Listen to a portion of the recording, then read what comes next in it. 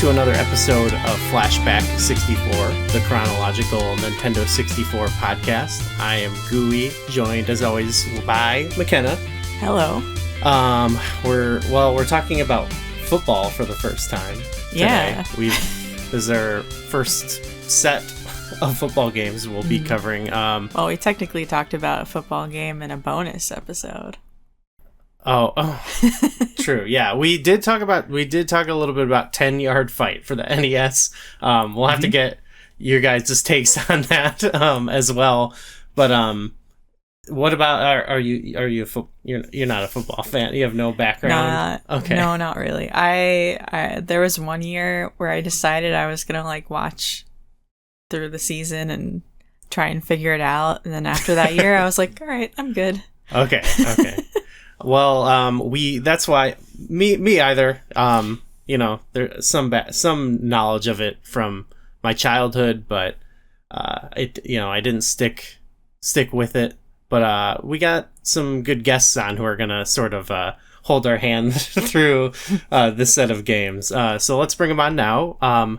Joining us, like I said, both for the first time, we got Pete Skerritt. Hey, Pete. Yep, that's me. How you doing?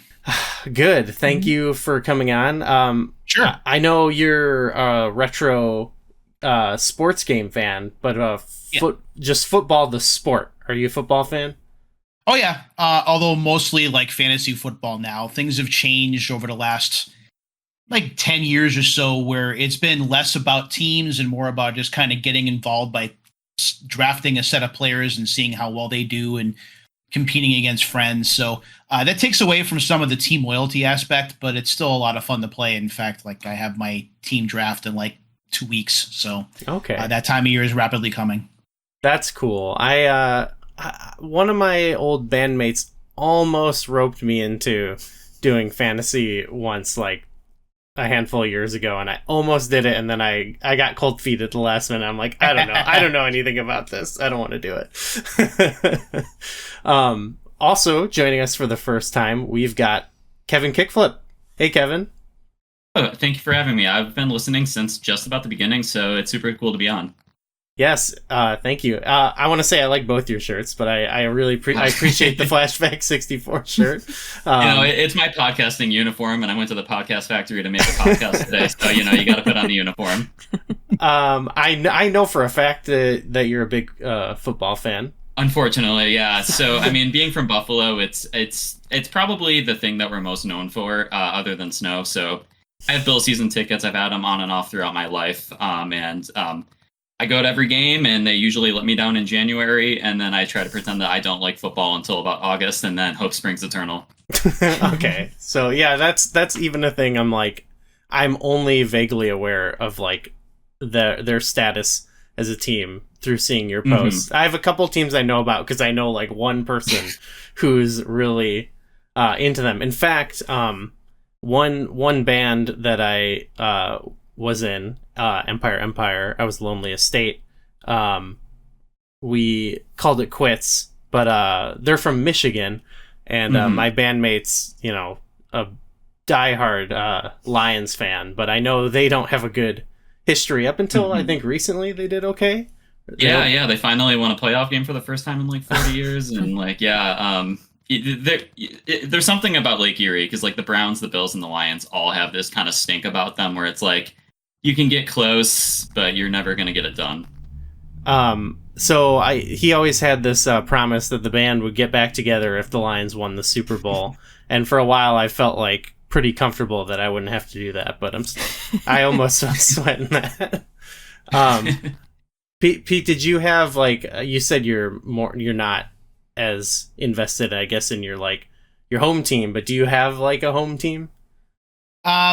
I'm from Western Massachusetts, so kind of just by default, I'm kind of a Patriots guy.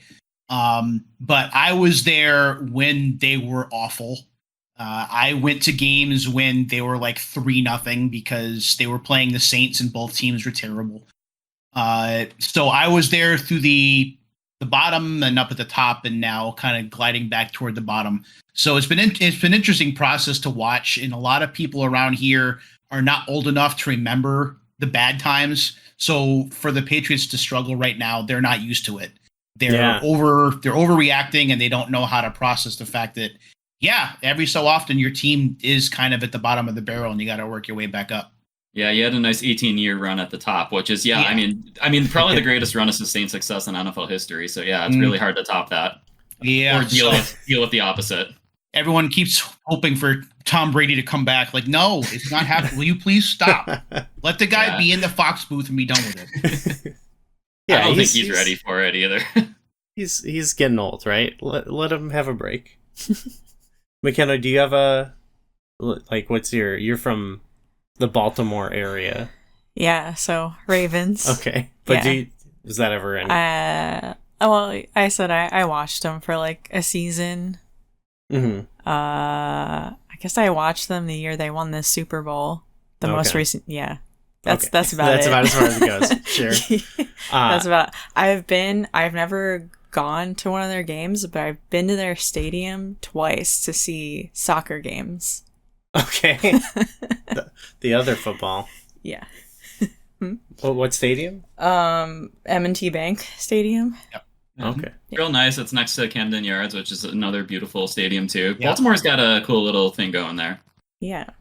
I was born in '90, and I'm from Illinois. My family was like big into the Bears, and it was kind of, I know that was sort of after their golden moment. So then like most of my life was like, I don't know, it was like, oh, we're kind of we just like, the biggest thing was just like hating the Packers. I remember that being a thing.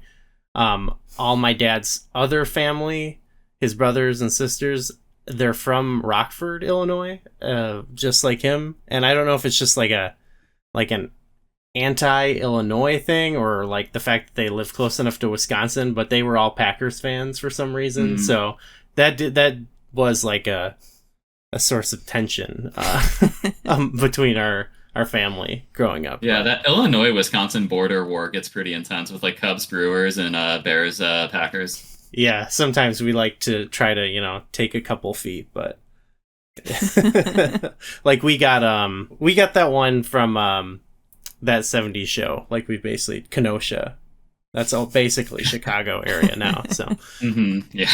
All right. So yeah, we're talking about football video games today.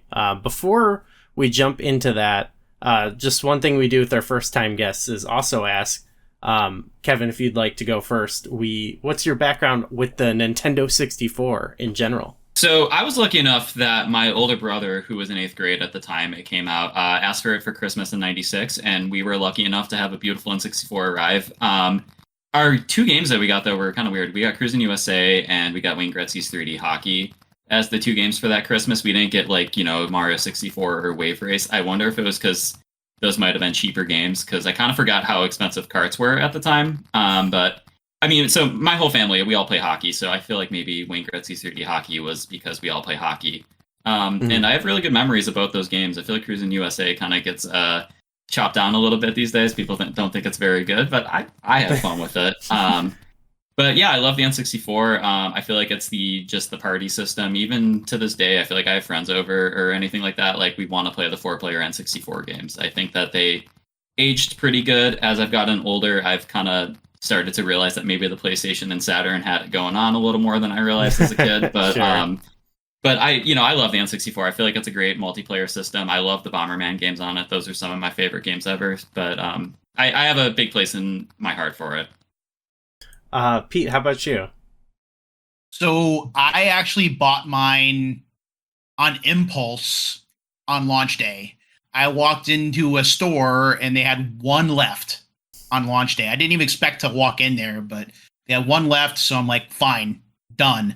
So I bought that. I bought Mario 64 and Pilot Wing 64. And I was more of a PlayStation guy. And in all honesty, I still am a bit more in terms of a Generation 5. But there are some things about the 64 that can't be denied. It has the definitive version of NBA Hang Time, unless you get the arcade 1-up version that's at home. NBA Hang Time on 64 is by far the best version available. In fact, I was messing with it a little bit. earlier this afternoon. But also like F-Zero X, I play a ton. I have a lot of Funcoland memories, late 98, when I was working there for my first year. So playing Rogue Squadron and NFL Blitz, which was a little slightly better version than the PlayStation 1, at least in my opinion. Even South Park is just something, when I hear the turkeys, I just flash all the way back to Christmas in 98. Still remember getting shorted Ocarina of Time cartridges at Funcoland and having a bunch of people angry that they didn't get their pre-orders. That was not fun. I actually gave up my pre-order to fill customers because they needed it. So I look back at the 64 more fondly now than I did then. I was definitely more on the PlayStation side, but especially as a collector very recently, even before I was invited on, like I've started to build my library. I'm up over 110 games now. So I'm getting back into the swing of things and kind of discovering the system again after a little bit of time away. All right. Well, cool. I like being joined by two fans. You know, sometimes we're on the defense. No.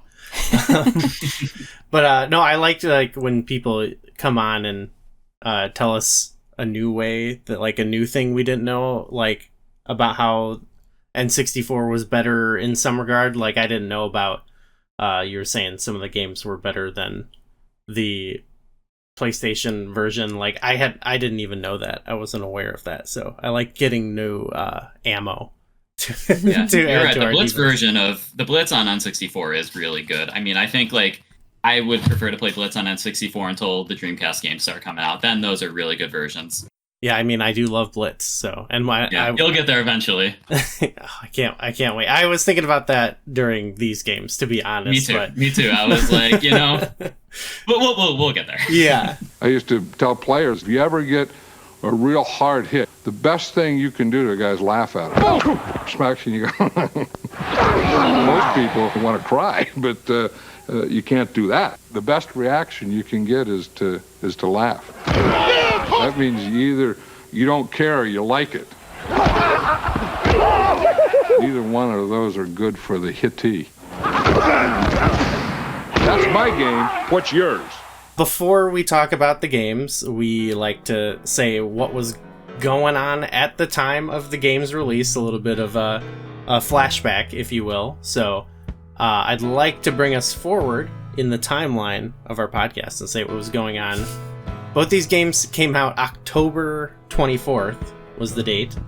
And this is only one day after our last episode in which we talked about, it was Clay Fighter, 63 1/3 that had come out on October 23rd. So we're moving one day ahead. So for people who like listen, there's not really much new like from the last one, but I just wanted to give you guys a shot maybe to put your head in the time. But the number one song at the time, and for 3 weeks going, and we'll continue on for a while, is Candle in the Wind, the 97 version by Elton John. We're coming in after, the death of Princess Diana. Kevin, you said you had Elton John takes? So I get there, but one thing I will say to tie this all together is that the day she died was August 31st of 1997, which is coincidentally the opening day of this NFL season that we're playing right now. So, I mean, it kind of ties all together. And I weirdly remember that day because, it's Labor Day weekend and I'm 7 years old, getting ready to enjoy the last bits of summer before school starts. And, we're excited that the NFL season's kicking off. And I wake up and all the adults are devastated about this person I've never heard about in my life. So that was how I got introduced to her. And, everybody was crushed, but, I'm 7 years old. I don't really, I'm not too down about it. And my friends and I are excited about the NFL season. So we go to Blockbuster and we rent Quarterback Club on SNES because these games haven't come out yet. So we play some football games. We have a great old day. And, so yeah, but I mean, it is kind of funny thinking back about, Princess Diana's death. And I feel like people still are like deeply touched by it. And I guess for the Elton John thing is that I kind of forgot that he did like the whole Candle in the Wind thing about her. But then I kind of remember that Parks and Rec made fun of it a little bit with like their 500 Candles of the Wind. Right, yeah. They kind of parody it. And also when I was looking at Billboard's website, it said that this was number one alongside with like a B-side on the album, which is like Something About the Way You Look Tonight by Elton John. Oh, which yeah.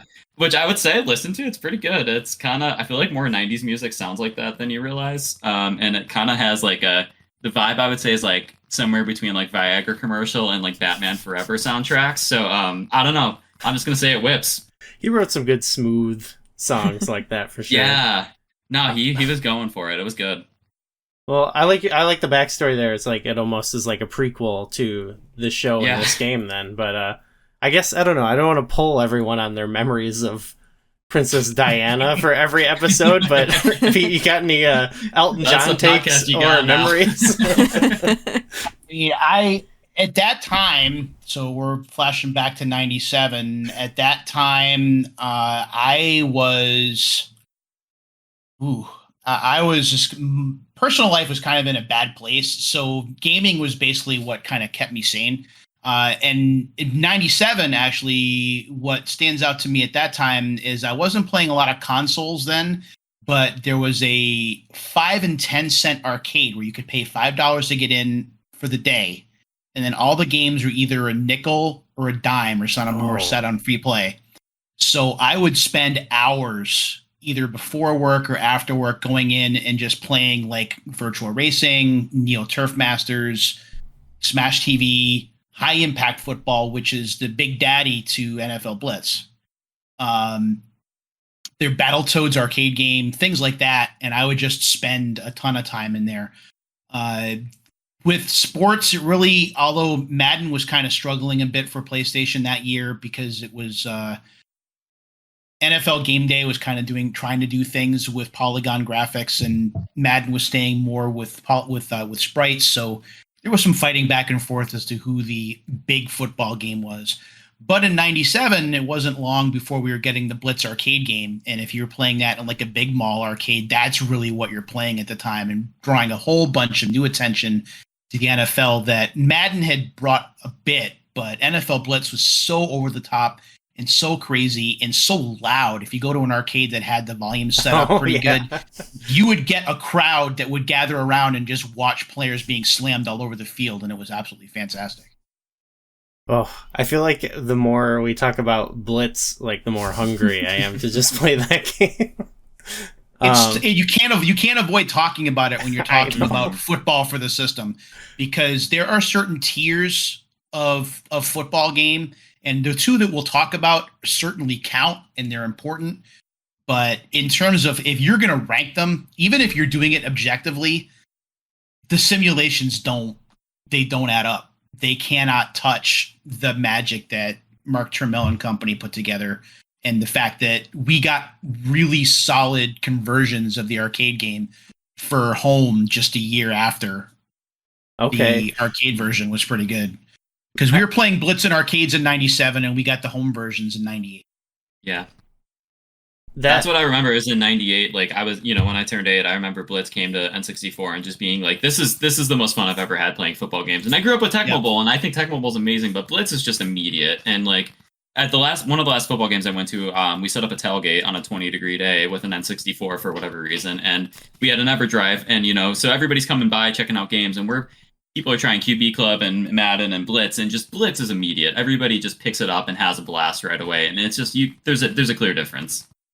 Oh, I mean, that's sort of a question I had. We'll step out of the flashback for a moment because I just want to address this. Yeah, I think you guys have already answered my question, I guess, but I mean, we've played 10-Yard Fight, much more simple game. And I've played some Tecmo Bowl. But I guess like now Madden is such a, like household name for football video games, right? But at this moment in time, it sounds like it was sort of up for grabs. And then I was also sort of wondering before it, like, what was there a standard, or was it just Blitz? Like, what was the, tentpole football game, like, leading into, like, these games coming out, I guess? Where are we? So if we look at the timeline, you're probably going to start with, in terms of, like, the important football games, depending on how far back you want to go. There were football games dating all the way back to, like, their personal computer days of the 80s. My first football game that I remember playing was 4th and Inches from Accolade on my Commodore 64. And that was an arcade style football game where there weren't a lot of rules. So that's where I got my start. But then we talked about Tecmo Bowl, and Tecmo Super Bowl was just a whole new level. At that point, that really set the standard because you were using official teams, official players. It was keeping statistics, and the rules weren't over the top. So anybody could really learn how to play it. You weren't worried about things like pass interference or holding or other random penalties that take a little bit of explanation to understand. It's just understanding when to throw to a receiver and how the play calling works, and it's fairly simple. From there, then we start talking about Madden getting into the forefront with the Genesis, and then everyone trying to catch up. Quarterback Club got its start as a Madden competitor on the Super Nintendo and the Genesis, but we also had games like Emmitt Smith Football, and we had games like Pro Quarterback, and we had games like Super Play Action Football, which is a sequel to a Nintendo game, which was kind of iffy. So Madden really on the Nintendo one. Yeah, no, the Super Nintendo one. Nintendo one, has like the Tecmo passing system where you're just constantly rotating the button to decide who you're passing to, but you can't even see them in that one. So you're preying on every pass. Yes. So we had those, and then when Gen 5 started, then it was just a big fight between Madden and IP called NFL Game Day, which Sony Interactive Studios had made. And Game Day really kind of ate Madden's lunch for their first year because Madden 97 for PlayStation got canceled.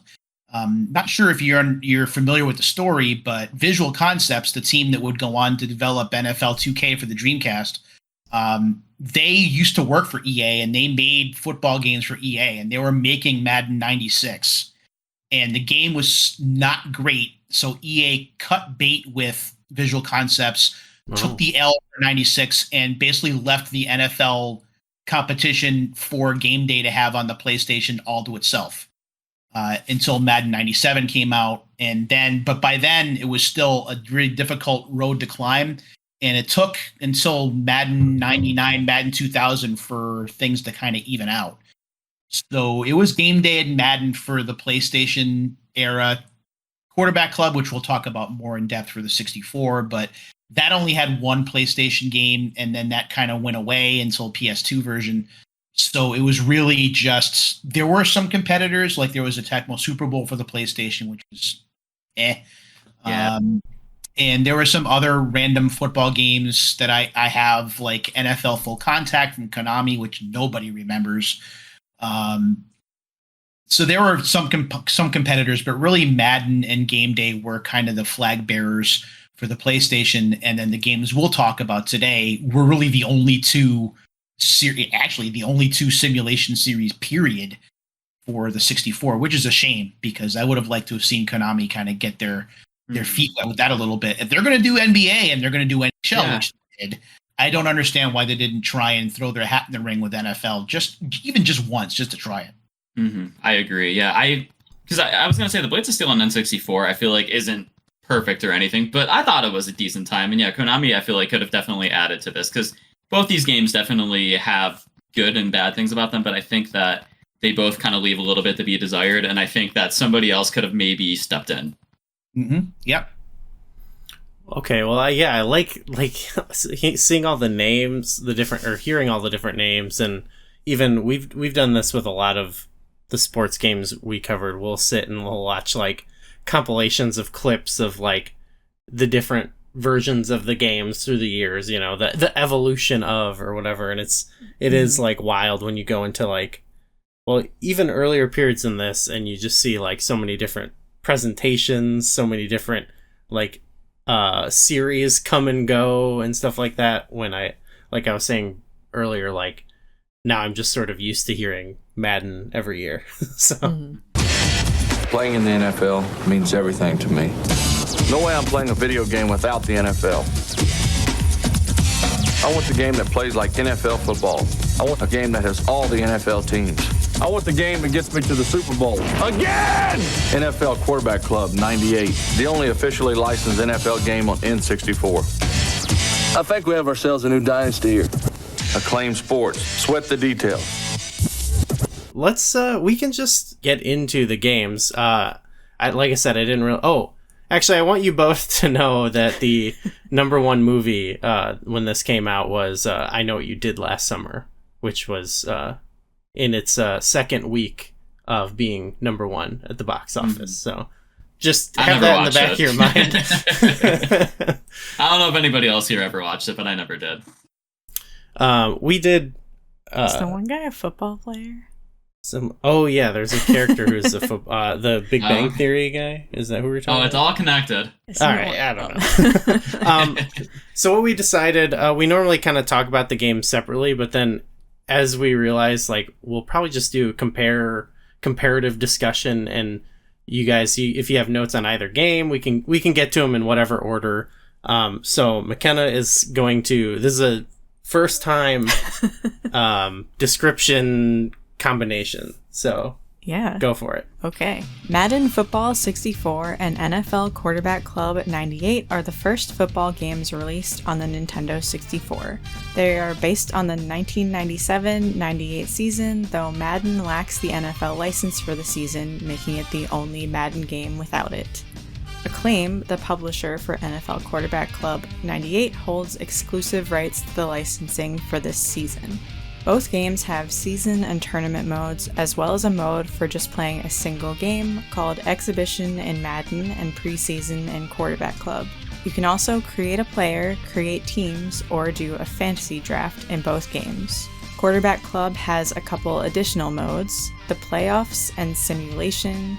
You can create custom simulations or participate in historical simulations, which put you in scenarios based off of real-life games. The two games play similarly, with calling both offensive and defensive plays as a main feature. You'll play in different stadiums with different weather conditions, and you'll be able to adjust the length of quarters. Up to 4 players can join in for some multiplayer action.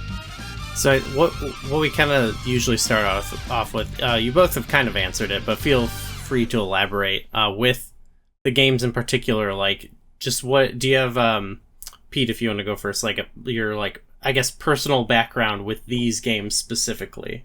Like, what do you remember about them from the time, or like, when did you exist with these games?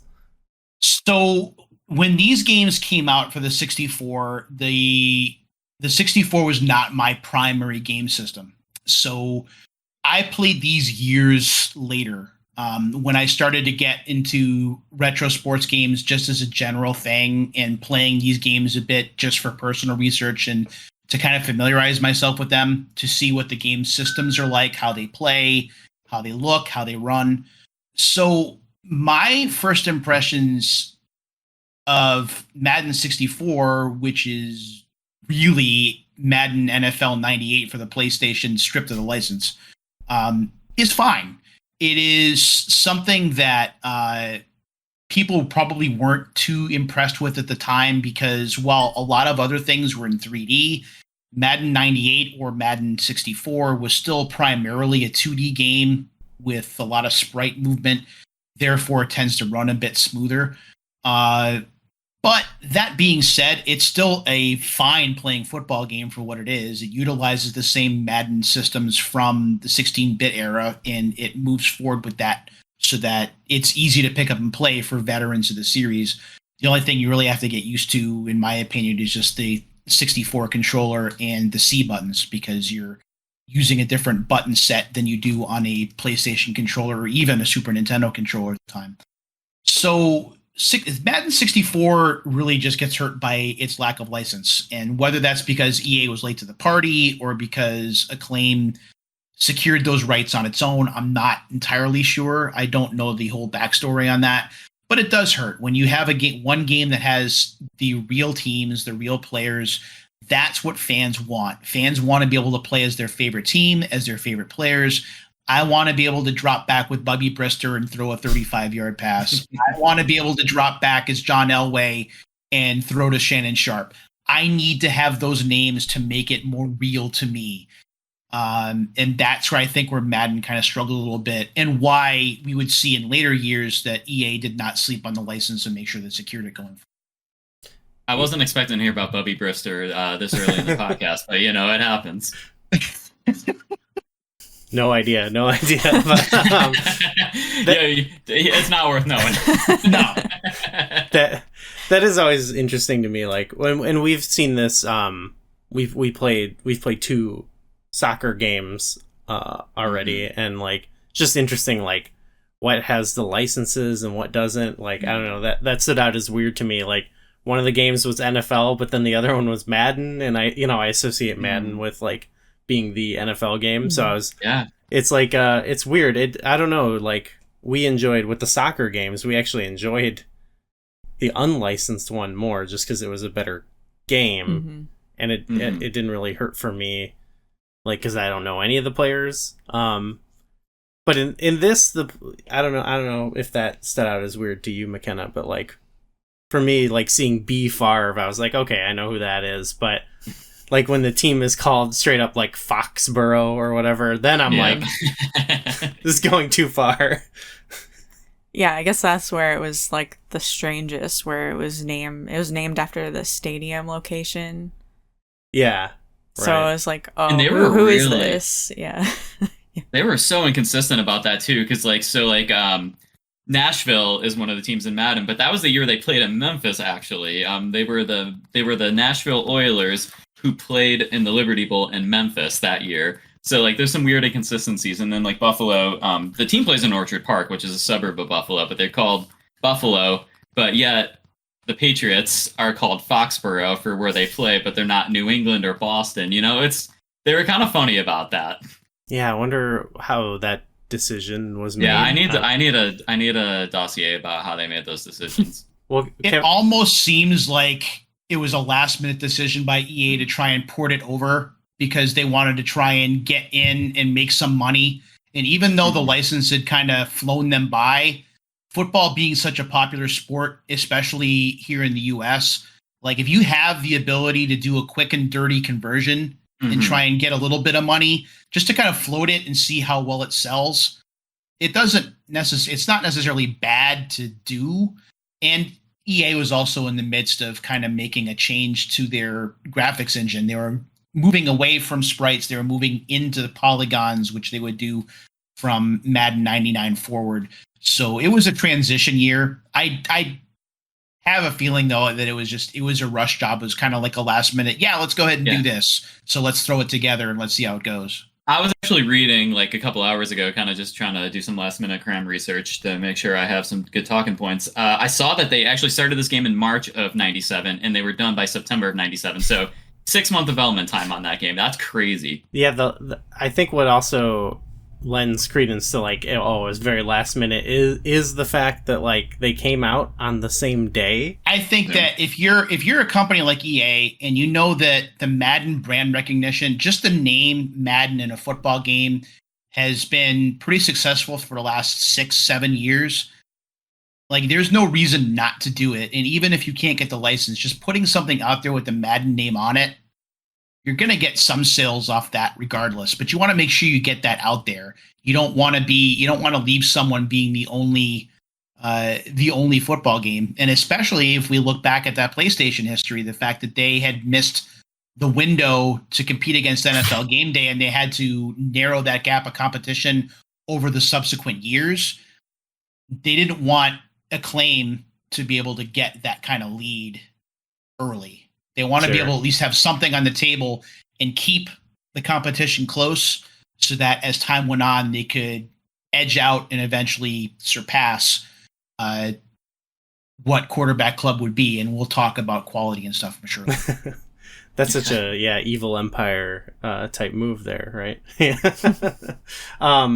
Okay, Kevin, we talked about you were playing Quarterback Club on the Super Nintendo. And then this comes out.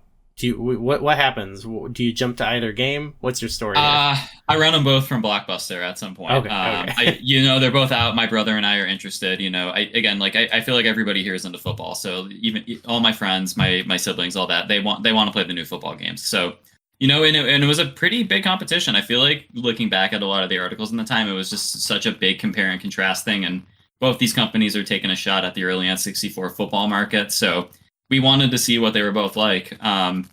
And, I think we ended up enjoying Madden a lot more, but also like as little kids, Quarterback Club also had some stuff that we had a lot of fun with. Like the cheats were fun. We'll get to more of those later, but I mean, there was a lot of little silly things to mess around with in that game, which a 7-year-old boy and a group of 7-year-old boys appreciate. Yeah, actually, I remember. So this game was in my household, I think probably because a parent or something had it, and even I would like Quarterback Club specifically is what I'm talking about. I would mess around with like the created player and team stuff, even though it doesn't seem that deep or anything. Like just as a kid, like picking like the color of your uniform felt cool, and like picking your home stadium. Though this time around, I wasn't like I wasn't invested in doing that this time, because I was like, what do you mean I gotta draft a whole team? Like, I don't have time for this.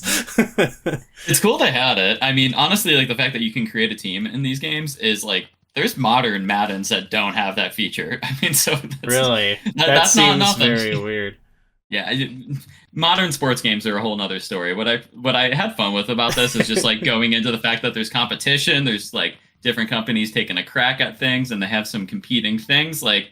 That hasn't been the case in 20 years. It's fun. Yeah, that's usually the story. A lot of these, like when they become the household franchise names, they also stop feeling the need to try to innovate. I guess I don't know. Mm-hmm. Like that's a whole nother. That could be maybe another few hours.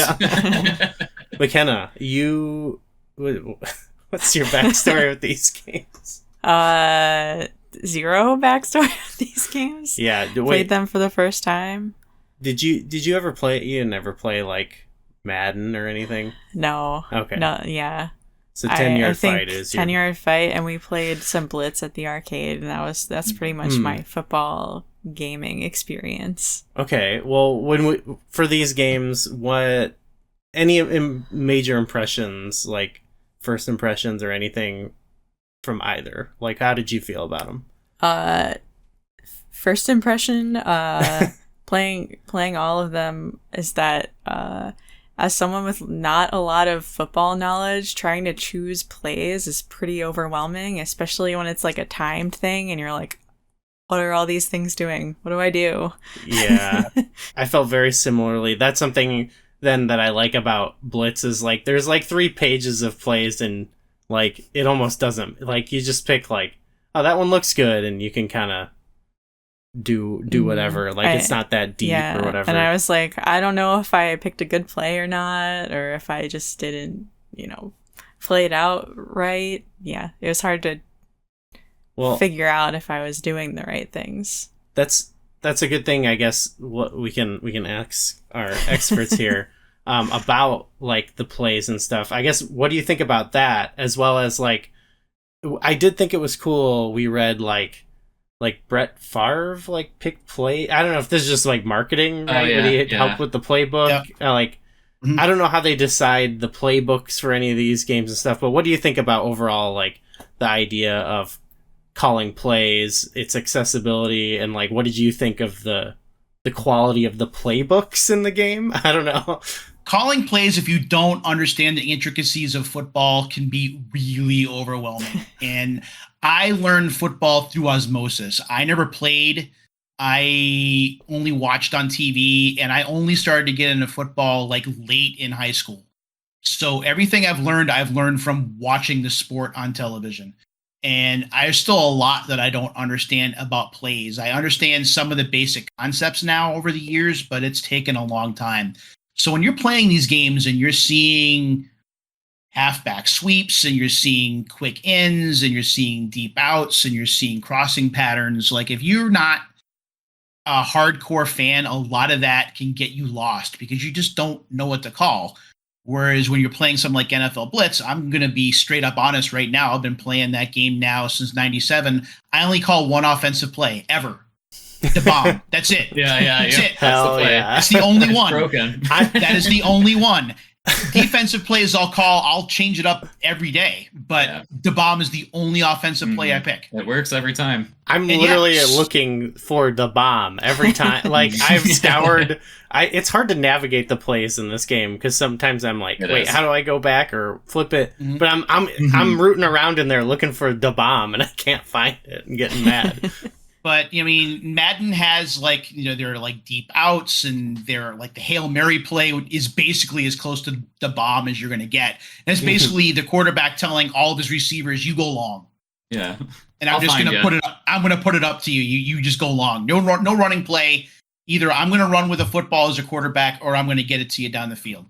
And back when NFL Quarterback Club was popular for the 64, so we're talking about late 97, we didn't have the dual threat quarterbacks that we have now where everyone's a threat to run. So you have to, it's not like Lamar Jackson was hanging around back in 97. So you didn't have that kind of skill set.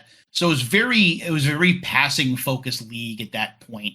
So there's a lot of putting it up, deep outs, deep throws, deep crossing patterns, the quick outs and the quick hitting plays. But again, that's all part of the strategy of the game. And I would say for at least half of the video game crowd, that's not them. They don't understand the ins and outs of how the game works. And that's the problem with the games, I think, and where competition is so important, and why games like 10-Yard Fight that you guys talked about, and John Elway's Quarterback, or which was Quarterback in arcades, or NFL Blitz or Tecmo Bowl, why those are such tentpole releases is because you can be a fan of the sport, but not have to understand the strategy to be able to play them. With Madden, and especially, at least in my experience, especially with Quarterback Club for the 64, if your strategy isn't good and you don't understand the ins and outs of the game, it can be very difficult and even punishing at times. Yeah, I mean, so based on what I can remember, just kind of messing around with the games, I think Madden has the same playbook for every team. Correct me if I'm wrong, and I think Quarterback Club actually has some different playbooks per team. Yep. So I think that's kind of interesting, is that Quarterback Club has more play variety per team. But selecting plays is kind of very similar in both games, because I mean, you're kind of selecting the amount of, where you want your guys set up, and then you kind of have your formation, and then you select the actual play. Because it's like, do you want 3 receivers? Do you want 2 running backs? Or do you want 2 tight ends? So that's kind of where the starting point for the play selection. And then you kind of get into the actual strict formation based on the amount of players you want out there, and then you select your play. And I mean, yeah, that's a lot. Tecmo Bowl had 4 plays. You select those 4 plays, and you have 8 plays. You have 8 plays, excuse me. You have 4 run, 4 pass, and you get out there and you give it a shot, and you're probably going to find something fun that works, and it's exciting. And yeah, these games, they don't make that easy to start, especially if you're not into football. Definitely. Yeah, when I was reading the marketing of Brett Favre picked some plays or whatever, I was like, I appreciate that if that's true. Yeah. I respect that, but I don't. He did that between his Wrangler jean ad shoots. Yeah, well, and I, now Brett Favre, there's a whole dark cloud over him. Man, there's a lot of dark clouds. So I don't want to bring it down too much, but this was in my flashback segment. But the day these games came out, I also read that Marv Albert was sentenced. That's where I was going. Oh, yeah. And I was pretty like, bad. I didn't know anything about this, but that's horrible timing for this game to have the commentator be sentenced for, I think, days, a week before he was found guilty or whatever. And one of the press releases I was reading, Activision basically said that they put out the game with his voice despite the charges, because he assured them of his innocence, but always works legally. Well, sure enough, he admitted his guilt. And then they kind of said, basically, they're like, if we sell through all of our cartridges of the game, we'll reevaluate our relationship with him, which I don't know if they actually ended up doing a second print run of this game with a new announcer. But I mean, also I would say that his inclusion in the game's not very good. I feel like it's really grainy and he barely says anything. Later games do better with Mike Patrick, yeah. Yeah. Yeah, I wasn't sure. Kevin Harlan did a Quarterback Club at one point. They definitely did better than Marv eventually. I did think, I don't know how you felt about this, McKenna, but for the basic commentary on both the games. I was like, are these real like guys? Are these real people? So I don't know. I guess that maybe it's the nature of the time or something, but like I didn't feel like, I guess you want to have like, that's how they kind of call football. But it wasn't until I heard Madden's voice that I was like, oh, that's like a real dude. Maybe he's supposed to have like more percent. He's like color commentary, right? And it's tough too when you're talking about the limitations of the storage medium, because you can get smaller voice clips in there, but if you're listening to something from a CD where they're streaming from a CD, you're going to get more voice clips and you'll get more of that personality. With Madden at the time, it was John Madden and Pat Summerall. They were the two guys in the booth, and they were the Fox commentators at that time in history. Two of the best to do it. But there were only so many voice clips that they could record, and they could only be in the studio for a short amount of time to be able to record their lines for the voice producers, and then they would exit stage left because they had to get ready for the season, and those would be put into the game later. But with Quarterback Club, it was a very inauspicious start because, as you said, Marv Albert, who had done work with Acclaim in the past, he did voice lines for NBA Jam Extreme, which was the failed NBA Jam sequel that was 3D. That's terrible. But so they trusted him to come back and to do commentary, and he'd done some work for NBC Sports before in the booth for NFL games, but basketball was his strong suit. Football was never his strongest. He was an NBA announcer. I mean, it's funny because like growing up, a lot of the best Bills moments of my life happened when I was like 2. So I go back and watch those games. Marv Albert's doing commentary on them. So I had like I was like, how wonderful this guy. And then I learned everything else about him. But I mean, he got his job back in '99. I mean, he was not out of the game long. He got a job right away. And then I was reading all these like just beautiful tributes to him about his great work throughout his life from like a couple years ago when he retired. So he never really he didn't suffer all that much, it sounds like. Yeah, that's kind of weird, I think, but I don't know enough about it to say what was going on there, but yeah, I think I was gonna say he seemed to have done fine for himself because he knew everybody at all the networks, even despite what he had done. Yeah, I think you were talking about what could be like maybe confusing for new players. I think another thing too is it's not like McKenna, I don't know how you felt about either ones, just how they played in general. It's not like too complicated, but it's something I think we struggled with similarly in FIFA, where it's like just trying to figure out the controls. Even we read the manual, and even still, it's like we learned some things, but there's certain techniques we never like even really employed or figured out how to do. Mm-hmm. How did you feel about just the overall gameplay? I think at first we were both struggling with just figuring out catching the ball. Like we would throw the ball and be mystery, like, okay, they're dropping it. They're not. Something's happening. I guess at some point we figured out like the touch, holding the button or tapping it to make a different pass, like a lob or like a stronger, like more straight throw. That was the key. It seemed to like start winning games, which we did. Yeah. It makes a difference. Mm-hmm. Yeah. It was a bit, and it didn't help to both the game's favor that we were literally playing like one and then playing the other like right after. So it's switching between the controls. Yeah, which isn't overall a big deal. You just have to like Z instead of A or whatever to do stuff. But it did make it a little bit confusing because there's some of those like I never like executed successfully a spin move or anything like that. I don't know. How do you guys feel about how this controls? I have history with Madden, so it's almost an unfair question because the controls for 64 carry over well. The only gripe that I had, or the period of adjustment I had, is just getting used to implementing the C buttons because I'm so used to the triangle face button configuration from the Super Nintendo controller and then later the PlayStation controller. But with Quarterback Club, it's almost as if Iguana and Acclaim wanted to kind of reinvent the wheel a little bit to try and make themselves stand out. And by doing that and implementing weird commands like catch buttons and hiking the ball with the trigger, which I still don't understand to this day why they decided to do that. I mean, I guess you pull the trigger on the snap, the shotgun snap. Yeah, but it does feel somewhat satisfying, to be honest. My defense of it is like, so your hands are under the center's butt, but your hands are under the controller's butt, so you press Z button, and that's kind of that was kind of how I mentally thought about it. Yeah, so immersive. That's good. That's good. Yeah, it's immersion, baby.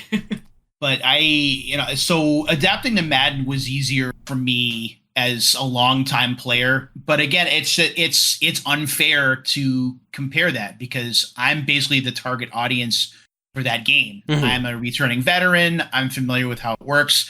I'm familiar with the play calling schemes. I'm familiar with how the AI runs. So for me, it's very easy to go back and forth between 64, PlayStation, and even going back to Mega Drive, Genesis, Super Nintendo, and then forward to PS2 and Xbox.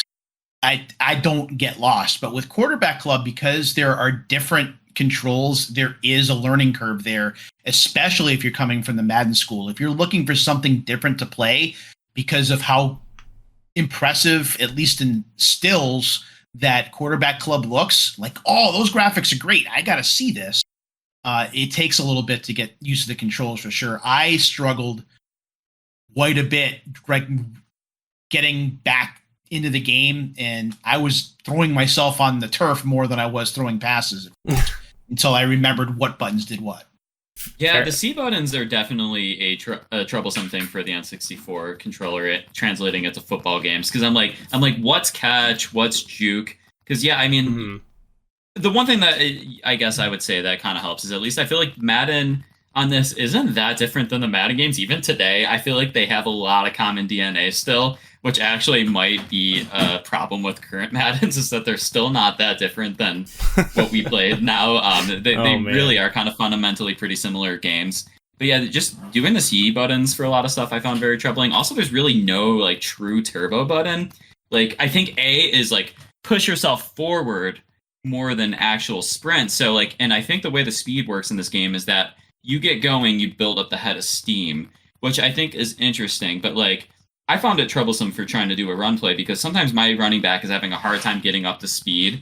And I feel like by the time he gets up to speed, the offensive line's getting pushed back into him. I don't know if anybody else had trouble trying to establish the run, but I found run blocking to be not great. And also just like, I feel like getting the head of steam to try to get past my blockers into the second level, I found pretty tough. Yeah. If you don't have that initial burst out of the backfield to try and get through the offensive line because there's no turbo there, the defensive line usually tends to swallow you up, and then the run game just feels worthless. Yeah, I think Madden was a lot more defensive of a game, and I think it kind of speaks to that thing that kept all the press releases talk about that liquid AI. But I will say that honestly, the defensive AI is pretty good because I was trying to find broken plays and stuff like that, and really I couldn't find broken plays. I don't know if anybody else did, but like, I'm trying to figure out what's going on, and my receivers are fighting for every inch. I'm trying to get past the line of scrimmage, and I have a great run, and I'm like, wow, I was so good on that run play, and it's like you got 3-4 yards, and I'm like, okay, guess not. I thought the defensive AI was very strong, and I think a lot of the reviews I read basically said that that's where Madden set itself apart from Quarterback Club, is that they thought the defensive AI was a lot smarter, which I totally agree with. Quarterback Club, you can break open very easily. Yeah. I definitely would not have noticed that, but in terms of the running, we had a moment because what we had discovered for us that it wasn't really working out if we tried to run at all. Mm-hmm. So we were totally built around. The only time, how was your strat? What is your strategy, McKenna?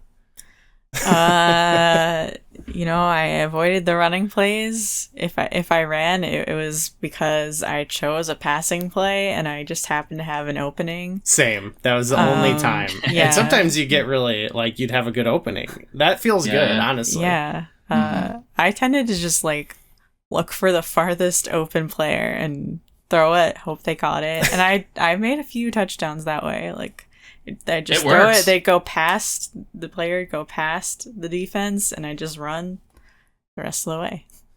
Say, I had a similar approach, and I often felt like, I mean, I figured out some of the basics of like the gameplay to like get good at it, but I often felt like I was getting like lucky, and then like if I would mess something up, it would immediately like I would immediately feel like bad, even though I didn't know what I was doing. And I think I like that's why I am glad to have you guys on to like talk about the specific things, because it was similar to the fighting games where I can only really say how I think about it as like a vibe, and then you guys are here to like tell us if it's a good game or not. And I think we're getting a good idea about them, but just in terms of. So that's what it came down to a lot of times was the vibe of the game. And Pete, you mentioned like the presentation of Quarterback Club is really cool. I don't know. Did you have a favorite in terms of like how it captured the vibe of football, McKenna? I don't know. They both just looked like football to me. Yeah. Okay. I didn't really. Yeah. I think if you had Quarterback Club, we actually did have a little bit. We just let the game play out, like none of us playing. And if you have Quarterback Club just kind of on, it looks closer to like watching football a little bit. And I think it looks a little bit cooler, and some of like the weather effects look cooler. Like the only thing I feel like it's lacking presentation wise was I think Madden is way cooler to have as a commentator. Like I like his voice, and his like kind of personality is fun. So even in a game with like limited voice acting, that kind of came through. But I guess Kevin, do you have a thought on the vibe of either games as a diehard football fan? I have too many thoughts about the vibe. Okay. So first of all, I'm going to say that I like that both games kind of have like a couple, I think like maybe one or two, like a little original sports sounding songs. You know, I kind of like when sports games wrote their own little ditties to be like, yeah, man, this is sports, you know? Hell, and yes. I even like that when you score a touchdown in Quarterback Club, it plays like a couple seconds of a loop of one of those songs. You know, it's like score a touchdown and it plays like a cool little part of that song, which I thought was positive for the vibes. But one thing for Quarterback Club that's kind of not good on the vibes, I think the sound isn't really great. I feel like the crowd kind of sounds like they're asleep, and, you know, Marv Albert's lines aren't great. With Madden, I feel like, you know, you have Madden and you have Somewhere All, and I feel like they give some feedback. You know, they don't have a ton because, you know, the cartridge limitations and everything. But I would also say that the crowd sounds are a lot better in Madden. Like they'll do a defense chant. They seem to be more reactive to what's actually happening on the field. So, you know, I guess Madden has a better vibe just because I feel like the sounds of football are more present. But I kind of like that both games had like an original song written for the game. You know, I think about like some Super Nintendo games where like they had a really sick soundtrack on a hockey game that nobody ever played, and I'm like, we got to get that back, you know? I do like the original sports songs, like yeah, almost you gotta more sound like sports, baby. It's like, okay, it's cool to hear like the new Green Day single or whatever in these new games, but I definitely prefer it when like some guy had to like write a rockin' soundtrack for the game. Pete, any thoughts on the music or the vibes of these games? Acclaim really wanted to push the presentation aspect. They tried to they tried to move themselves ahead, and this is really the scaffold that they would build on. If we look at Acclaim's history with sports games at the time, Quarterback Club was really their first simulation move. Looking back, they had College Slam, which was run on the NBA Jam engine, which is very arcadey. You had the Quarterback Club games for 16-bit, which were Madden derivatives, but still leaning more toward arcade than simulation. You had All-Star Baseball with Frank Thomas, which was a PlayStation game, and it was actually Big Hurt Baseball featuring Frank Thomas, and that was more like along the arcade side, and then NBA Jam Extreme. So when those struggled, Acclaim figured that they would try and go hard into the simulation aspect. Quarterback Club is the first result of that experiment. Wow. They did try and improve it over time. You had that. You had All-Star Baseball and All-Star Baseball was 64 only for a little while, where they really kind of honed their craft there. So they got better as time went on. You have to start somewhere. Something has to walk before it can run. So there are some things that I do like about it. The fact that they actually got Marv Albert, who's a recognizable voice, is important.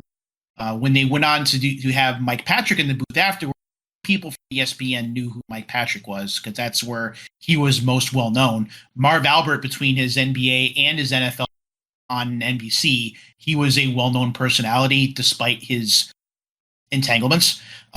So I actually do like that. I just think that he kind of was robbed a little bit by the lines that he was given. With these guys doing voice recording, they're given lines by the producers that they have to read. They're not watching plays and then writing their own stuff.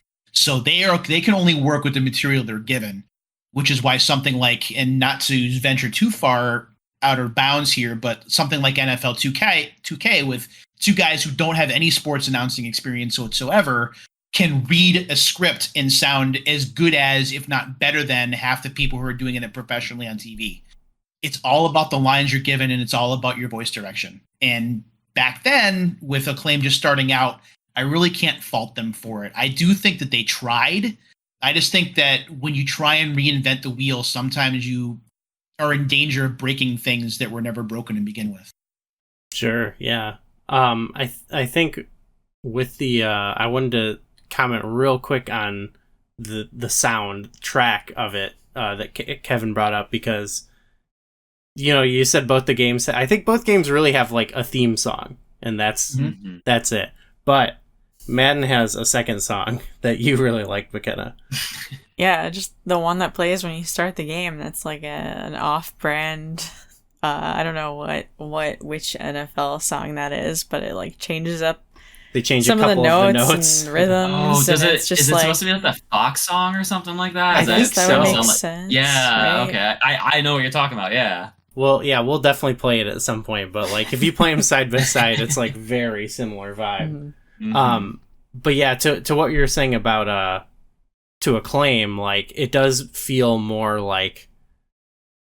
Even though the gameplay, I don't think the gameplay was. I think Madden was a little bit more fun, but it feels more cutting edge. I think just because like the menus, they feel almost like proto 2000s a little bit, and like the music's a little bit more like upbeat and electronic sounding, and like the menus are like whoosh whoosh, and like the music in Madden is like the song is like sounds like like Monday Night Football, having fun. It's like, it sounds like, like dad rock type stuff, which is, I loved it, but you know what I mean? I just feel like one feels very like 90s, like boom, boom, ba, ba, ba, ba, ba, and then Madden's more like, hey, let's go play some football. And so I think that's what, if I wouldn't know better as a kid, but even when I looked at the screenshots before we were playing, or like videos, I even like misjudged them, where I was like, oh, well, this one looks way sweeter, but I just thought for sure it was. But yeah, after like playing it for a little bit, I definitely found that like Madden was a little bit more easy to get into. It felt like there was less of a hurdle there. But like I said, I couldn't quite explain what it was, so it's good to have you there. But I guess one big factor is just that both of them had this, but like for me, an issue sometimes is like that the games feel kind of long. I don't know if either of you felt that way, but like being able to change the length was like, and finding like the right length was a big part of coming to enjoy it for me. I don't know like how you, because like we were talking before about blitz kind of being the standard. Like that's a 2-minute. You're obviously going way farther down the field. Like, Kevin, what do you think about like the pace of the game and like the speed of it? Does that stand out to you, or is that like it's shortening the quarters? Okay. I'm always shortening the quarter. Yeah, I mean, because I guess part of it is like I'm trying to remember these games well to talk about them online. So I mean, I kind of like shortening the quarter so I can get through a lot more games and kind of feel just get a lot more different type of games and see how they go. But I mean, I think both games kind of feel like they play a lot slower than I expected. In like, especially like Quarterback Club, the frame rate felt very slow as a result of that high resolution mode that they kept bragging about. Like I think the resolution looks nice, but I feel like the game kind of goes at a crawl at times. But I guess one thing that also kind of made the game maybe feel a little faster at times is just that I think you can just huck it deep and things happen. I think in Madden there's less things happening because it's more of an actual simulation of football, while Quarterback Club you can break wide open.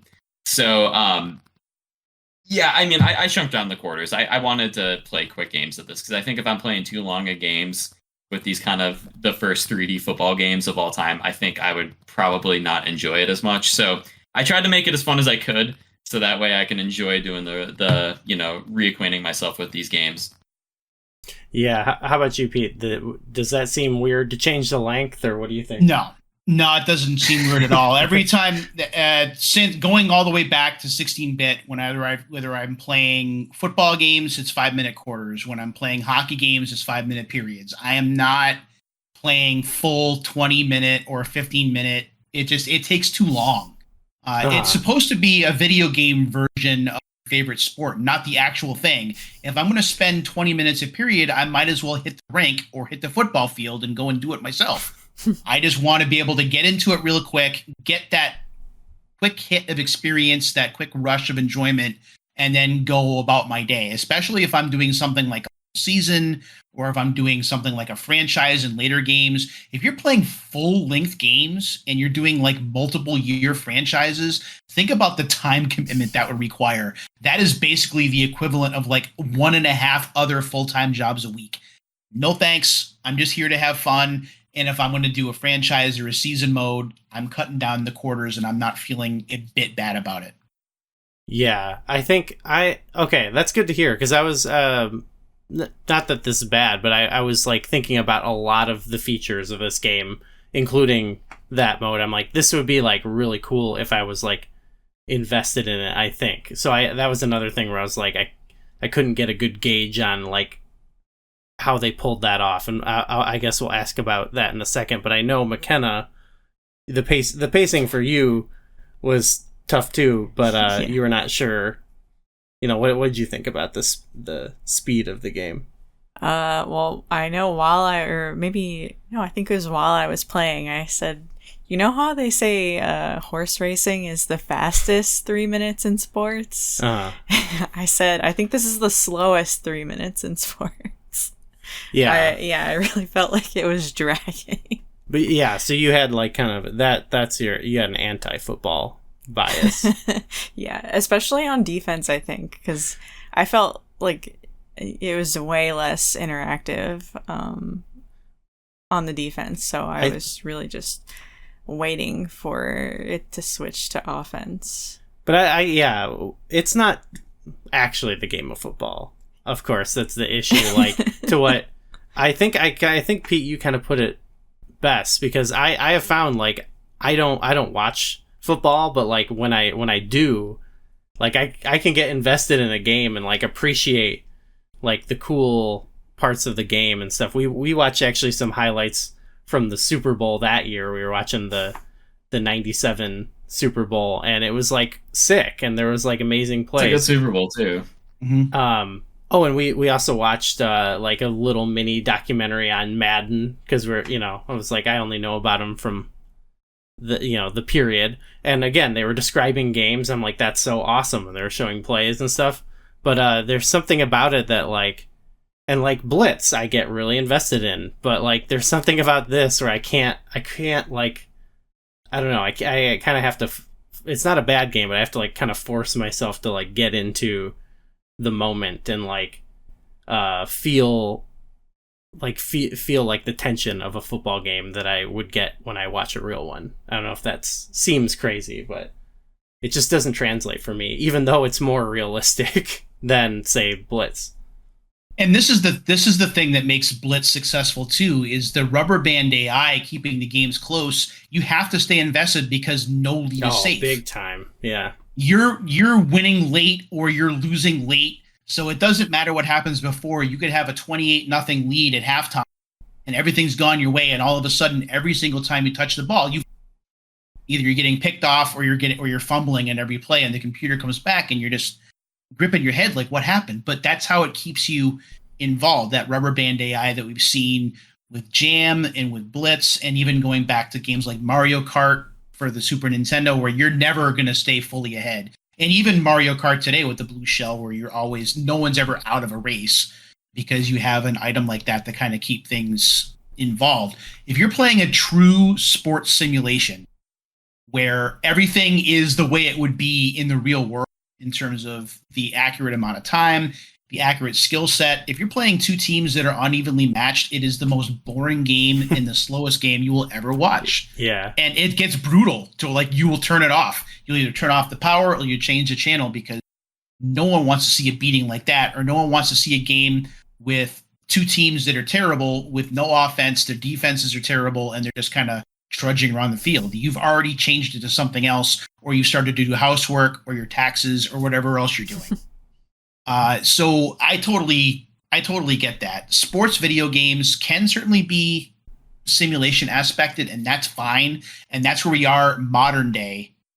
But back then, it pulls you in by being shorter, more accessible, and a lot more fun to play.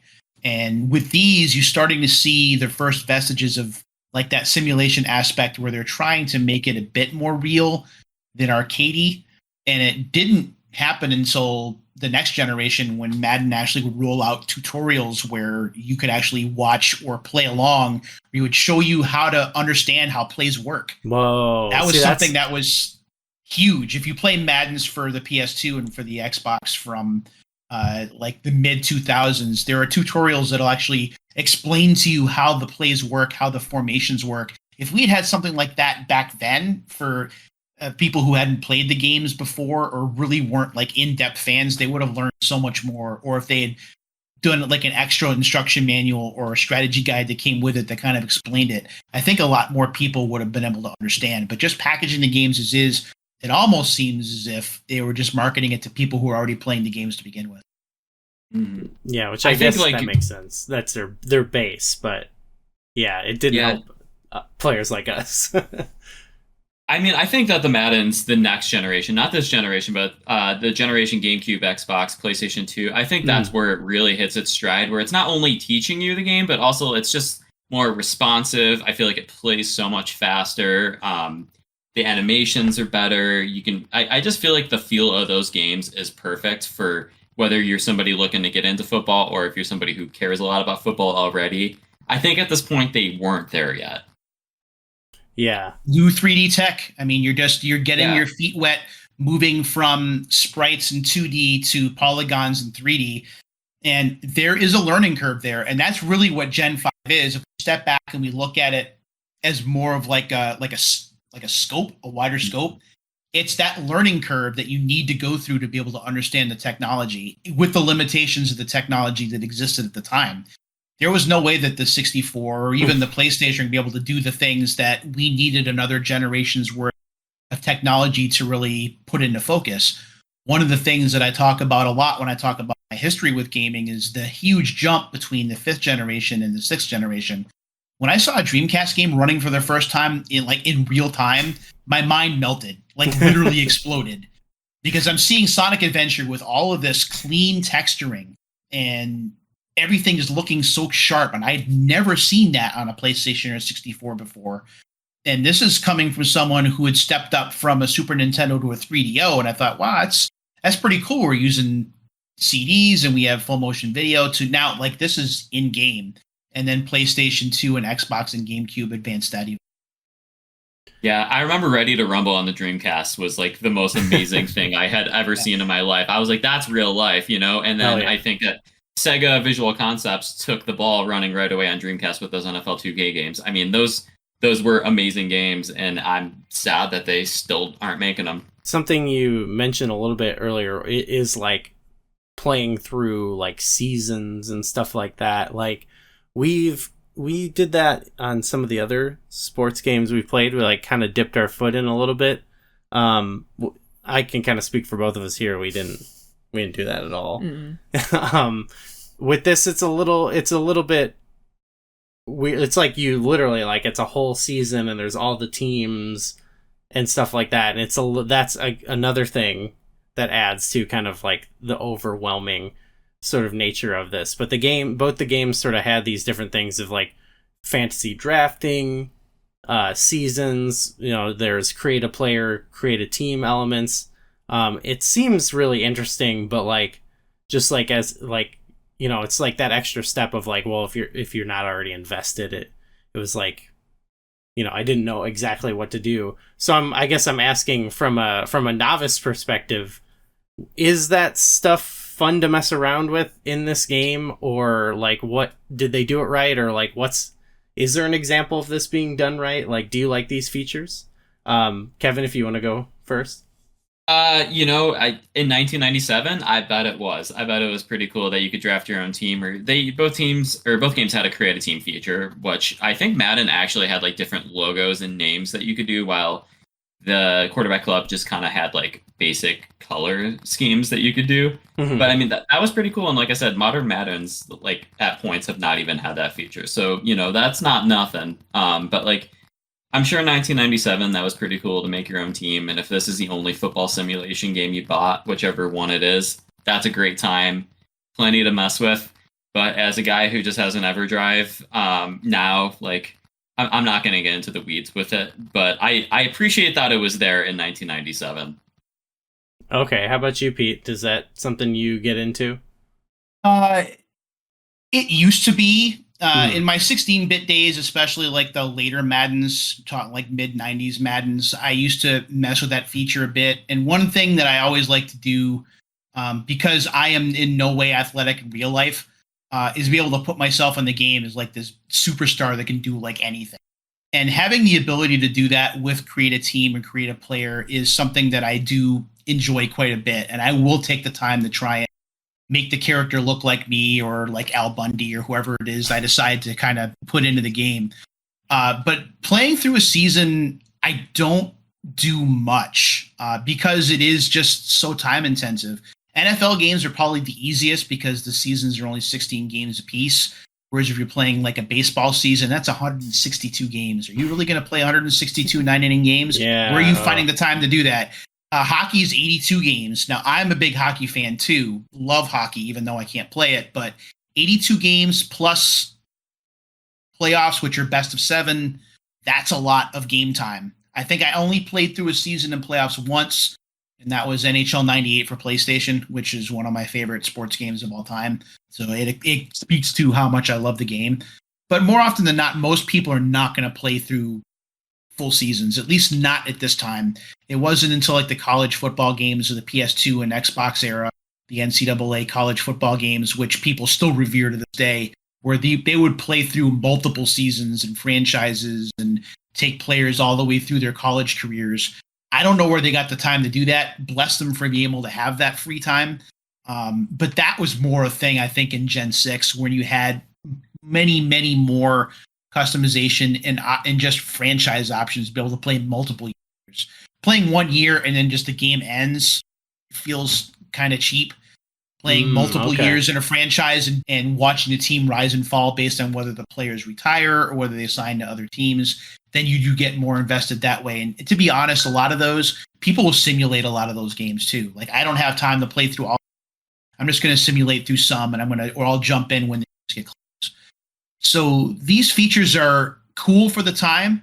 I do think that they're important for the time, and they certainly take up a lot of memory space, whether it's the memory card in the 64 or the memory card in the PlayStation. Yeah. I don't think they're for everybody. I think they're probably for like 4 out of 10 people who play it would actually get into the season mode. 6 people just want to jump in, play a game of football with their buddies before the big game or before Sunday gets started, and then they kind of go about the rest of their day.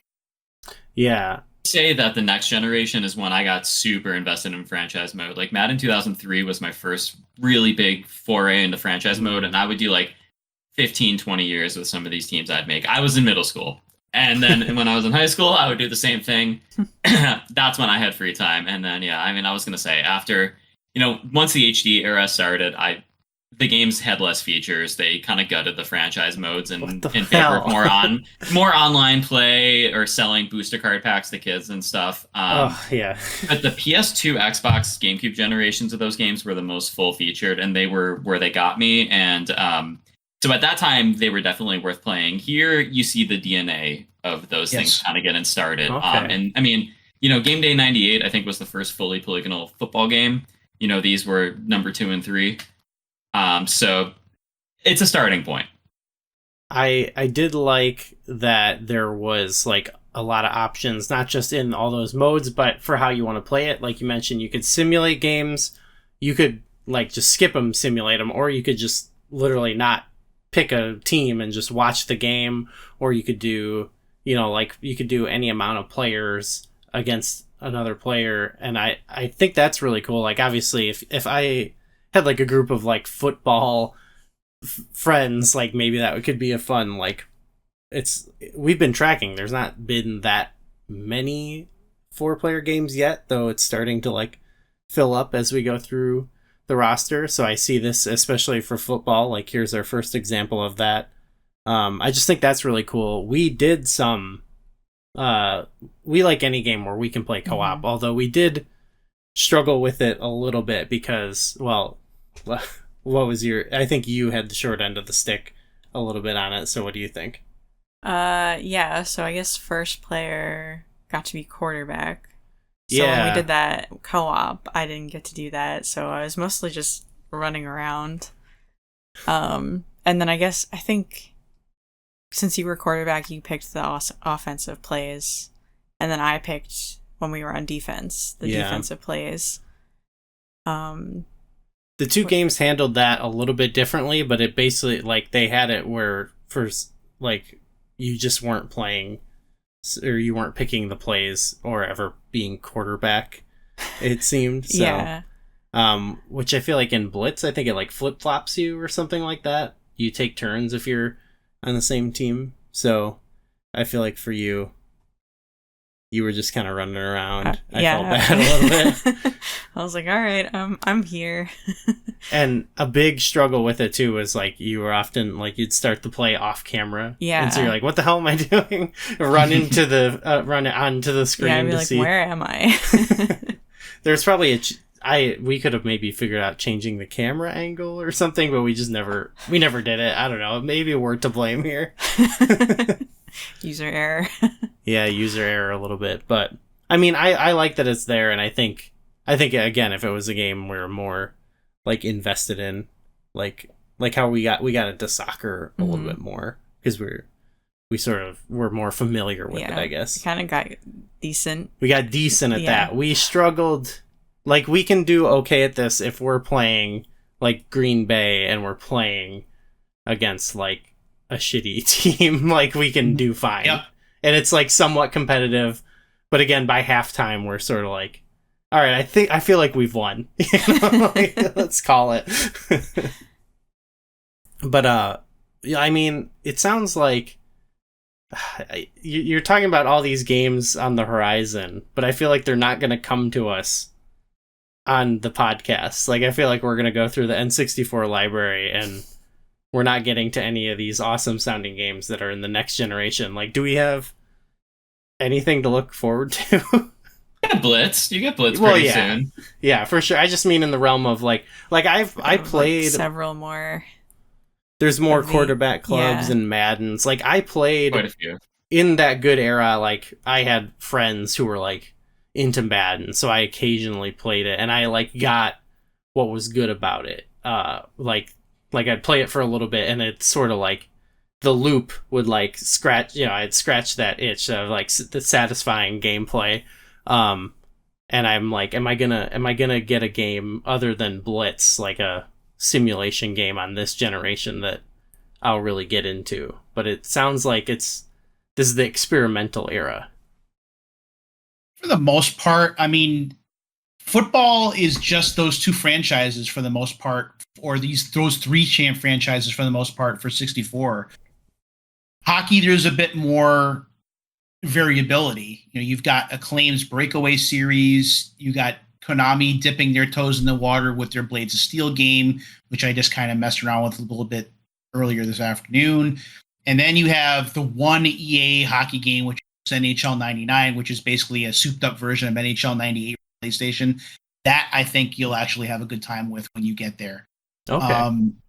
There are there are decent games. There are decent sports games for the system. You probably have already gone through NBA Hang. It was early. Hang Time, You'll get to NBA Showtime, which is basically a blitz version of NBA Jam.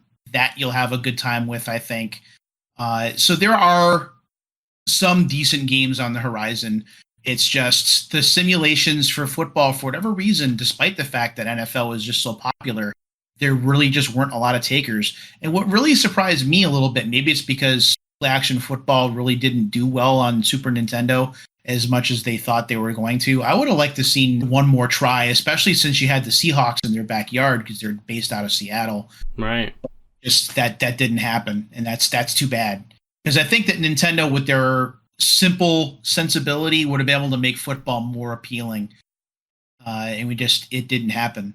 We didn't get a Tecmo Super Bowl game because Tecmo basically lost their NFL license because the NFL didn't like what Tecmo was doing. So that's why we didn't see a Super Bowl game that was licensed after Tecmo Super Bowl for the PlayStation. Kevin, I also want to know from you, like, is there anything on the horizon on N64 that you are for football that you're particularly like into, or like I said, are we gonna have to wait?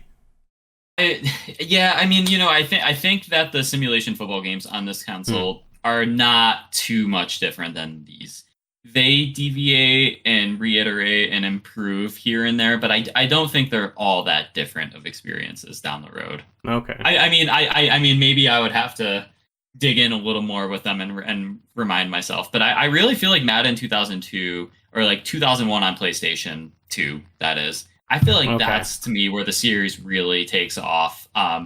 Other people might have different opinions, but I feel like once it hits that PS2 era, I feel like it becomes great. And when you get to Madden 2002, there's actually a playable version of Sega Genesis Madden 93 on there. So being able to play a Sega Genesis game on a Nintendo 64 console is a little bit mind-melting. Oh, that is cool. I didn't know about that.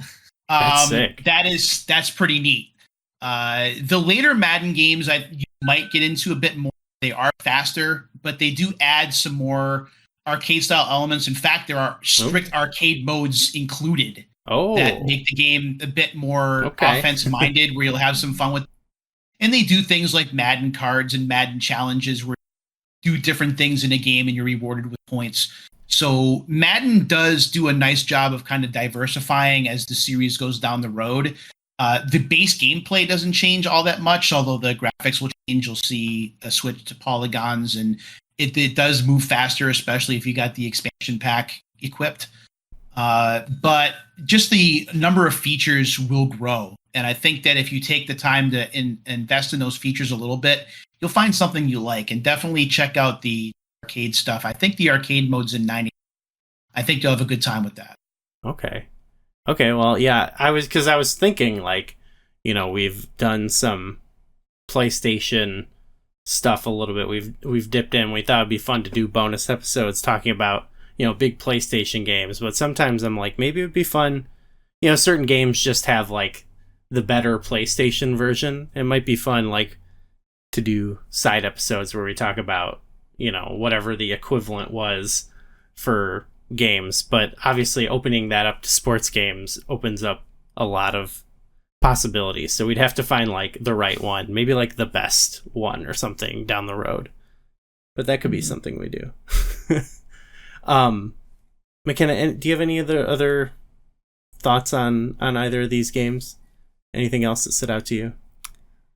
Well, I guess we didn't really talk about the historical simulations, right? Oh, yes. Which we didn't do too much with. That was something that International Superstar Soccer had, and we were really into it. Yeah, we've like completed all of them.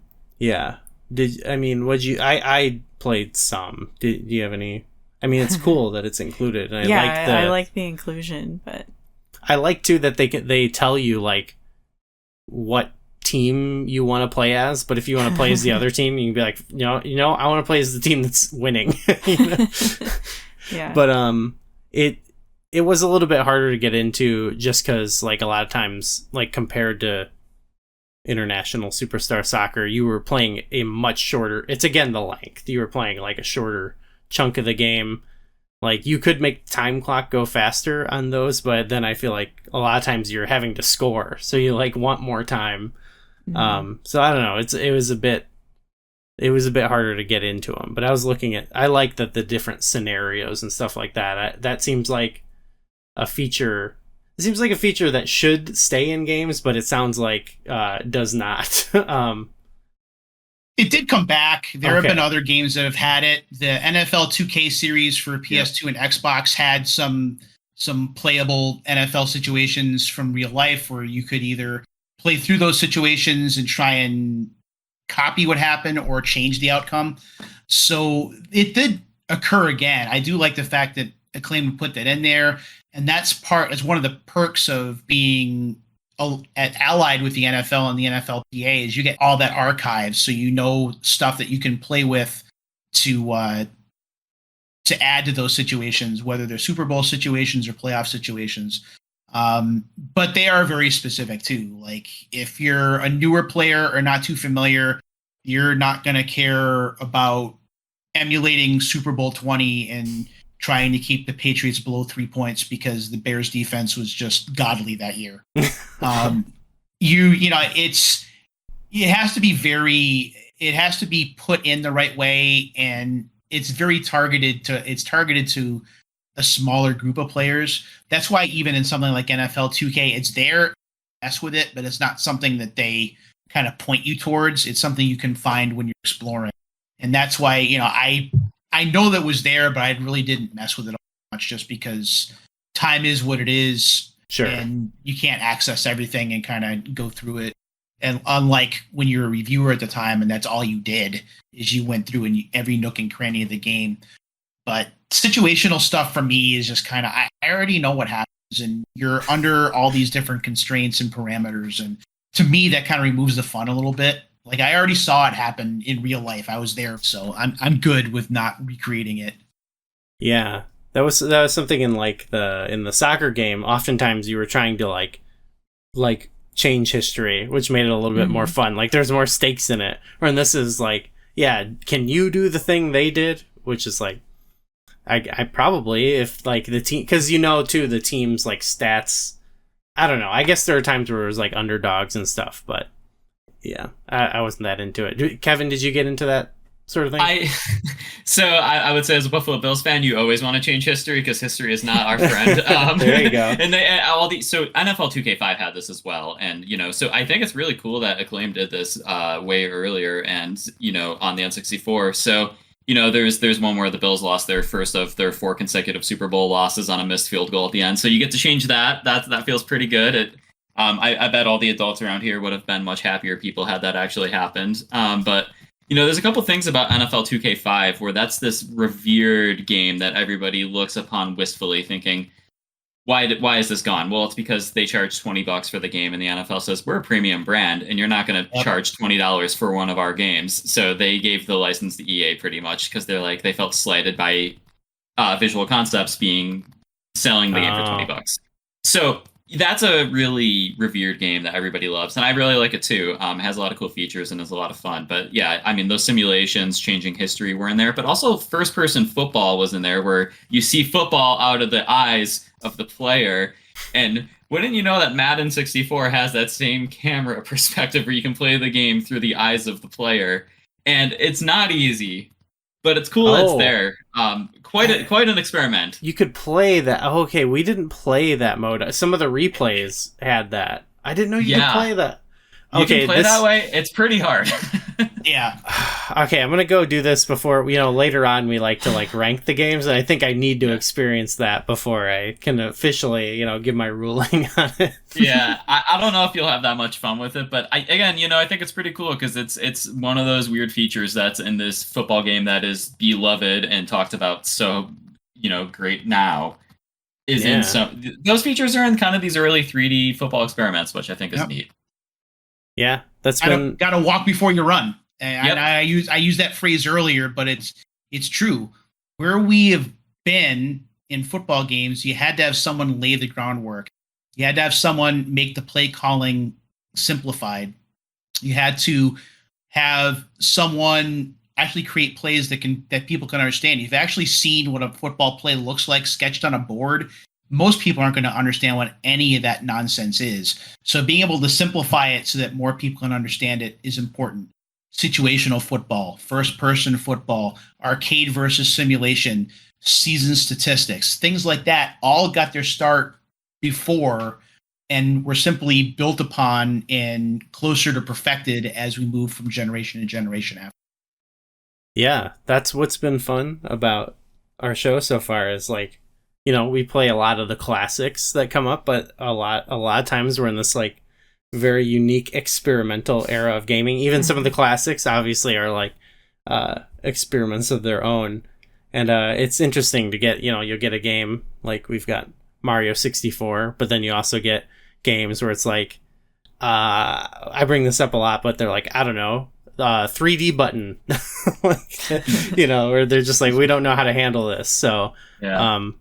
I don't know. This feels like sort of like that, but also I guess they're, you know, it's more familiar because it's like it's a football game, and I can kind of wrap my head around that. So I feel like they're maybe off to a better start here, even though it was probably a tricky transition into 3D or whatever. Like, it at least felt familiar. It felt like football. So I can't dislike the games or anything because I think they were probably successful in what they were going for. Kevin, if you'd like to, any other final thoughts you have about the game? I know you said you took a lot of notes. Anything else you wanted to get out there? Yeah, I think we got to most of it. I think that these are perfectly valiant attempts at early 3D football. I think that they feel like football. I think Madden's AI is a lot better, and I think it runs a little bit smoother, and it feels like Genesis Madden or Super Nintendo Madden in 3D for the most part. And there's even some like nice animations. Like I threw a sideline pass, and a guy tipped his toes on the sideline as he went out of bounds catching the ball, and I thought that looked really good. That's pretty impressive. I think quarterback club's pretty broken. Like I scored 60 points in a game doing a fake field goal pass for every single play. The defense just doesn't cover the guy running right sometimes, or running left, that is. Whoa, so I was able to score 60 points in a game on a fake field goal, just trying it every play because I was like, you know, why not? So quarterback club is kind of fun to mess with, and the fact that you can just have a lot of fun breaking the game open and all that stuff. It's okay. It's okay. It's definitely pretty broken, but I think you can have a good time with it. I think that video game football is really interesting because it's actually informed real football in an interesting way, where a lot of the modern coaches and players actually think about situational football differently because they had grown up playing football on video game systems. So they like, yeah, because I mean they go for it on fourth down more. You know, back in the day, fourth down, you're punting. You're scared you're going to lose your job if you punt on fourth. If you don't punt on fourth down, what's the newspaper going to write about you? Now all these guys, they're like, hey, in Madden when I was 10, I was going for it on fourth down, and it made me win more games. And then all these analytics came out supporting the way you play Madden aggressively actually gives you a better chance to win. So I think it's interesting. Madden has influenced real football in an interesting way, and a lot of these coaches now are just like kind of dorky guys who just liked Madden, and they'll do things like I'm not going to kick a field goal when I'm up 3 in the final 2 minutes of the game, because that means that they're going to go down the field and score a touchdown to take the lead, when I could have just tried to get the 1 yard to end the game, or, oh no, I'm up 3 and they're going to settle for the field goal. Like, situational football has evolved because of Madden. So I think that these games are interesting in the way that they've influenced the sport that they are about. Whoa, that's so cool. I would never knew that. That's pretty sweet. Pete, any other final thoughts on the game? Either game? So I think it's important to look at these games in their original element. It's really easy to kind of look at it through a 2024 lens, and Madden holds up okay. And if I look at Quarterback Club like through modern lens, it's trash. I won't touch it again. The frame rates are abysmal, and the response from the control, like the play control response, is delayed. But if you look at it from that 1997 perspective, it's really important to look at it through those lenses and like, okay, now we've moved from 2D football to 3D football on a relatively new system in the 64. exploring those 3D elements and trying to get a feel for what the console can do. It's not a PlayStation. It's something that's completely different. The architecture is different. So how do we make football occur? Quarterback Club makes good attempts. I think that it's in its own way. It succeeds in what it sets out to do. I think it's just limited by the fact that it's early. They're experimenting. They're trying new things. And they would go on in this series to try new things, and some would hit and some would miss wildly. And it was much different from the 16-bit era, where they actually incorporated the Quarterback Club competition elements, where you throw footballs all the way down the field, and there were accuracy competitions and things. I remember watching those quarterback competitions in the 90s and early 2000s, and I used to have a lot of fun watching those. So the fact that those went away, I was sad at. Acclaim gave it their best shot. Madden had the leg up from the begin with. This goes all the way back to the original Madden for PC and for Genesis, when John Madden, much like Brett Favre, was actually supplying a lot of the plays for the original Madden games. He's the guy that put the plays together and shared them out of his playbook. This is how it runs. So you add that level of authenticity to a video game that is still, it's never going to be completely real. And watching the series evolve from game to game is one of the reasons that I got involved in retro sports games to begin with. And while 99 people will look at these games and want to just put them in the garbage because they are like old, I'm fascinated by the evolutionary process and how these games have evolved from their personal computer and 8-bit and 16-bit origins through the 32, 64-bit era, which is really that transition point, to that Gen 6 era, which they really took off. And in my opinion, Gen 6 sports games did not and will not get any better than that. They peaked then. We saw arcade games, we saw simulation games, we saw league games, we saw unlicensed games, and we have not seen that since. And that is a darn shame. So it's really important to just look at these games in the lenses of their own time. And if we're looking at these two games in Madden 64 and Quarterback Club 98, they're okay.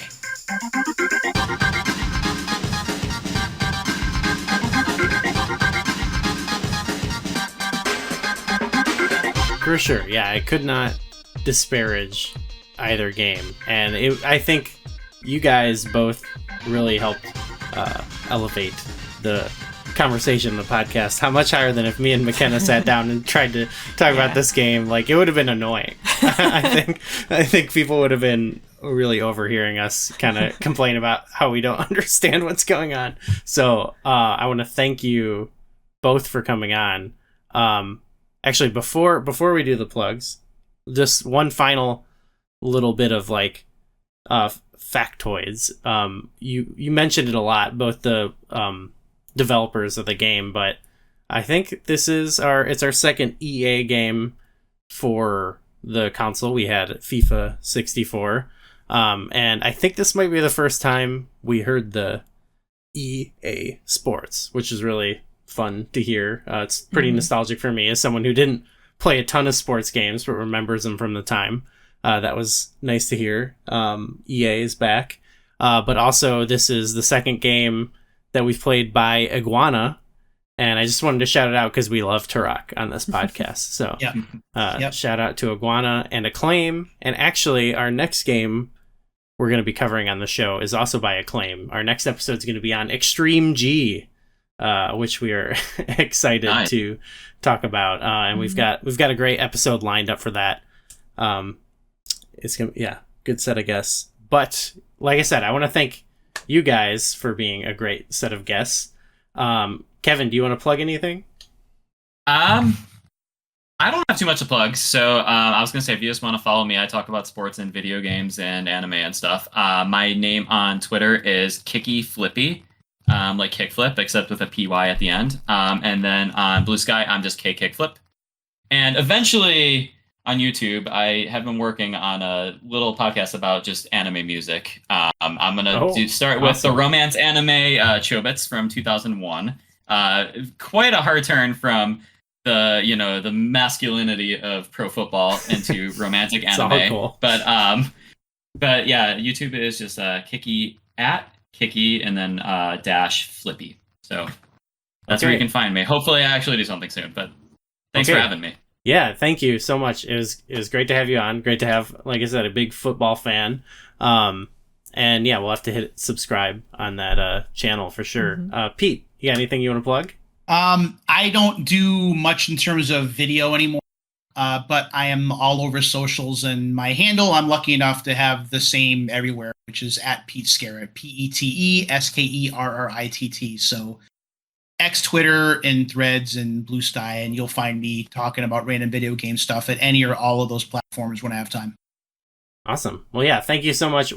I think for future football games, we'll probably have to get you guys back on and help us again guide us through this generation. I think it'd be great to have your help. But otherwise, I think we're good, right? Yeah. Everyone go check out. We got all our stuff down below. All our links and plugs. We'll spare you. See you later. Bye. Bye.